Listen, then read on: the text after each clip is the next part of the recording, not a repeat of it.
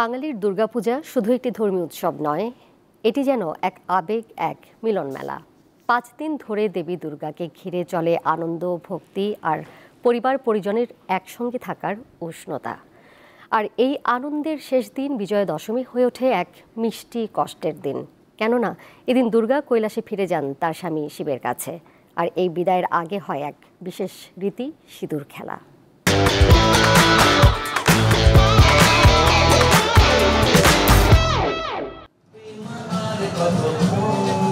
সিঁদুর খেলা হলো বিদায়ের মাঝে আশার রং।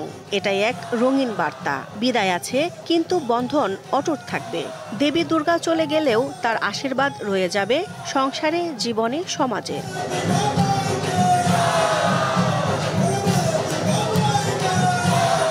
দুর্গোৎসবের বিজয়া দশমীতে সিঁদুর খেলা এখন শুধু রীতি নয়, এক সামাজিক মিলনও। এই খেলার সবচেয়ে সুন্দর দিক হলো নারীদের মধ্যে বন্ধন, মিলন আর আনন্দের প্রকাশ।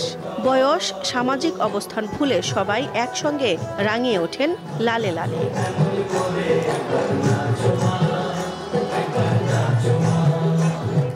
দশমীর সকালে বিসর্জনের আগে বিবাহিত নারীরা দেবী দুর্গার চরণে সিঁদুর নিবেদন করেন।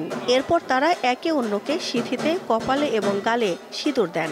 বিবাহিত নারীরা একে অপরকে সিঁদুর দিয়ে প্রার্থনা করেন ঘর সংসার যেন অটুট থাকে, ভালোবাসা চিরকাল টিকে থাকে। সিঁদুর খেলা সবার সাথে মিলেমিশে, অনেক পরিচিত লোকজন, আত্মীয় স্বজন আছে, সবার সাথে দেখা হয়, বেশ ভালো লাগে। আমরা আসছি স্বামীর মঙ্গলের জন্য। সিঁদুরটা মায়ের চরণে সোয়েটার বাসায় রেখে দিয়ে সারা বছর স্বামীর মঙ্গল কামনা করে সিঁদুরটা আমরা পড়ি। আর এই সিঁদুর খেলাটা এর জন্যই খেলা হয়, যাতে সবার মাঝে এই সৌভাগ্যটা ছড়িয়ে যায়, সবার মন আনন্দ হয়, সবার শুভ কামনা হয়। এর আগে বৃহস্পতিবার সকালে রাজধানীর ঢাকেশ্বরী জাতীয় মন্দিরে অনুষ্ঠিত হয় বিহিত পূজা। ঢাকের বাদ্যের সঙ্গে মন্ত্রপাঠ ও অঞ্জলি দেন ভক্তরা। সনাতন ধর্মাবলম্বীদের বিশ্বাস, মানুষের মনের অশরিক প্রবৃত্তি, কাম, ক্রোধ, হিংসা, লালসা বিসর্জন দেওয়াই বিজয়া দশমীর মূল তাৎপর্য।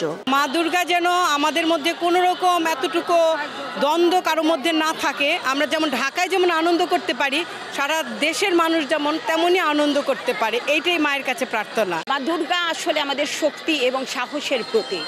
বিশেষ করে আমরা যারা নারী আছি, নারীরা আমাদের ভিতরে যে দশভুজার শক্তি পাই, সেটা কিন্তু মা দুর্গাকে দেখেই আমরা সবাই মা দুর্গার মতো হতে চাই। এবার দেবীর আগমন ছিল গজে আর দোলাই গমন।